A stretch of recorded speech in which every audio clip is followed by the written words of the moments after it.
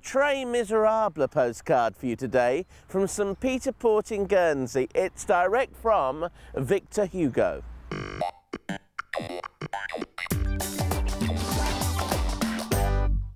Veronique, this is a very special house with some very opulent rooms, and it belonged to a very famous Frenchman, didn't it?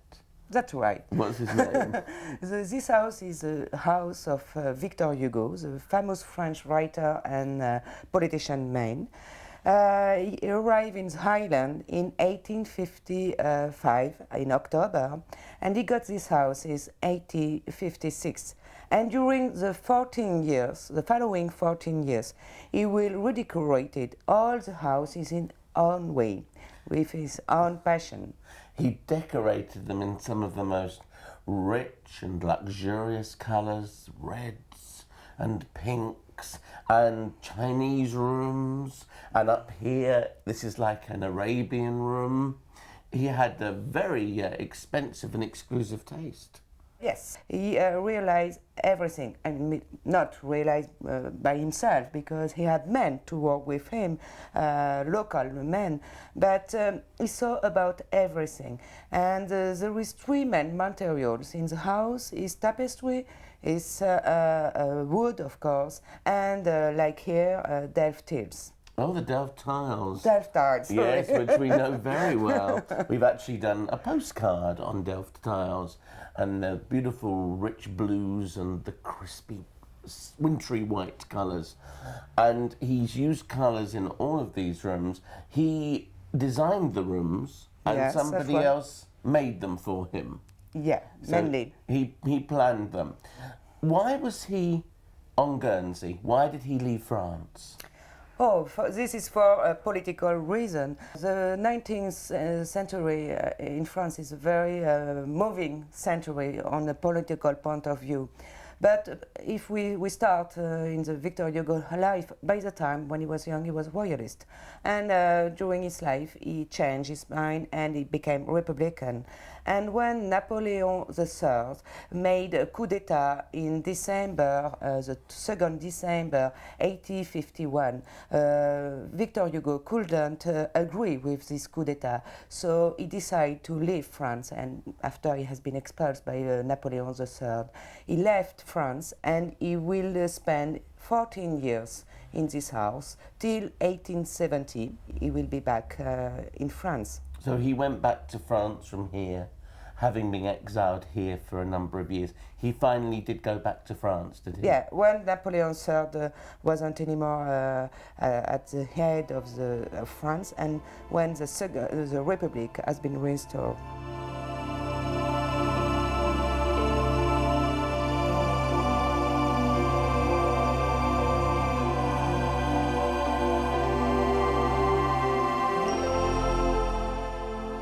Victor Hugo and I have something in common. We're both spiritualists, but when he moved here, his mistress wasn't keen on spiritualism. Maybe she was frightened of what she didn't know or understand. Many people can be. But because he revered his ancestors and his family, he has here this shrine to the dear departed.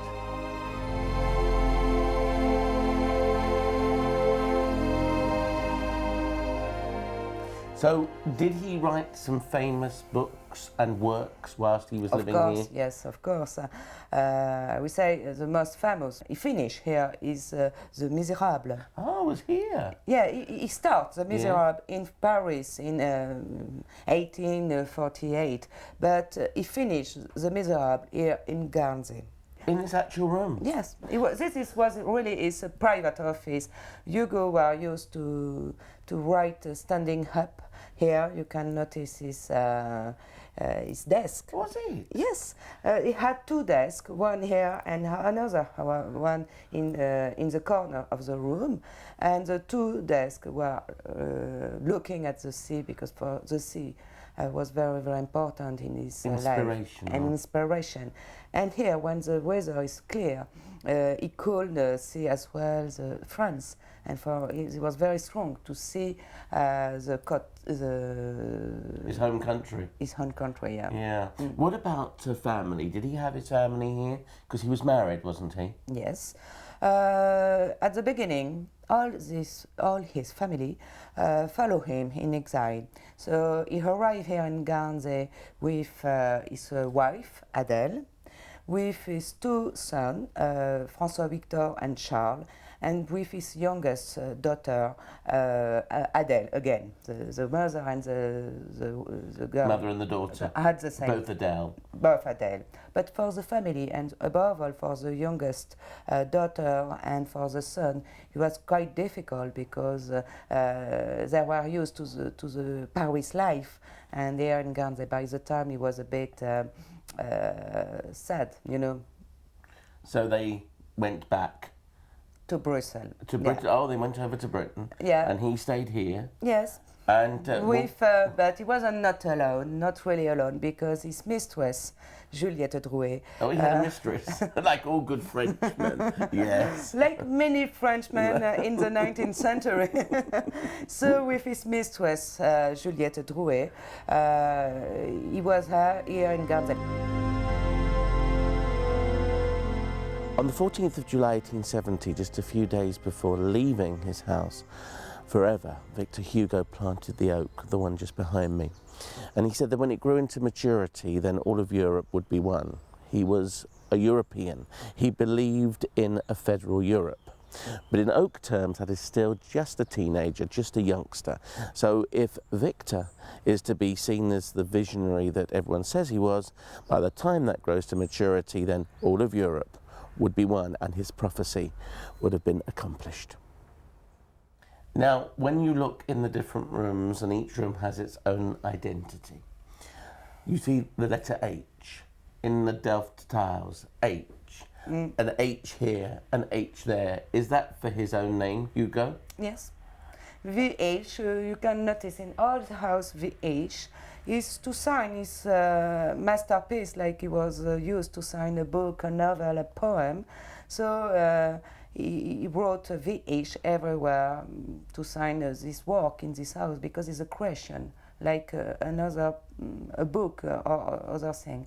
So on the other hand, we know that Hugo had a very strong ego.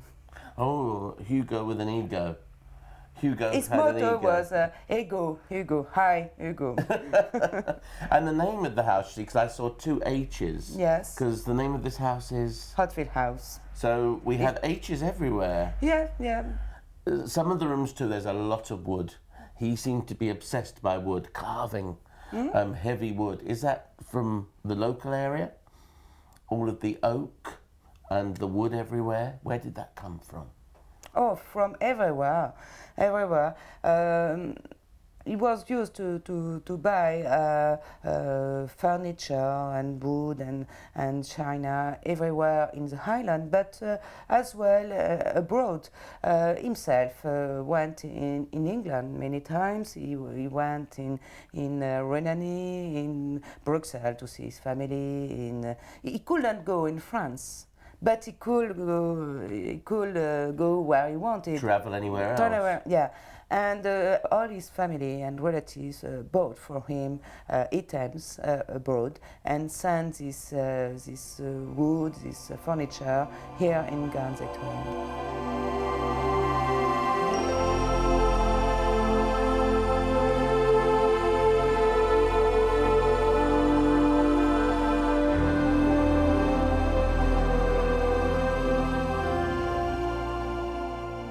Victor Hugo wasn't just a genius with his writing, but also domestic design had his mind thinking.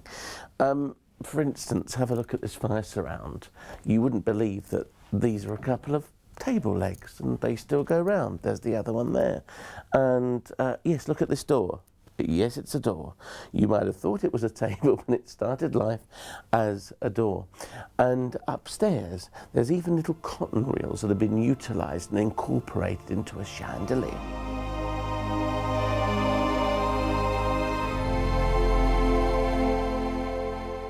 Well, Veronique, it's been a fascinating tour around the house, and it's unusual, in many ways bizarre. It's unique. It's an atmosphere above. There is, and it's all come from Victor Hugo's mind. Yeah, I'm sure that people, when they arrive in this house, are very amazing because even for French people, they know Hugo only as a writer and a poet and politician man. Here they discover that Hugo was as well a very, very famous designer and a painter, and this, even for French people, is very, very amazing. Yes. And this house is fascinating for this. I think, having seen Les Miserables, I wonder if he realised he would have one of the most successful musicals in the world based on his book in the 20th century. And when he was up here finishing the book off, I wonder if he realised it would become such a huge worldwide success, and it was all finished here in this room. And as I was at the opening night of Les Miserables in the Barbican in London, to me, to be sitting here, it is a very strange feeling that it was finished here and I saw the finished work with music. Did he like music? Would he have been pleased it was a musical? I'm sure he will be pleased, but he wasn't very, very interested by music. Oh, he wasn't? Perhaps he's only sing, but I'm sure today he will be very surprised as well and very pleased. Oh, well, good, I'm pleased. Probably. It's a bit late now if he wasn't. Veronique, merci beaucoup. You are welcome. Thank you very Avec much. plaisir. Very much so, thank you.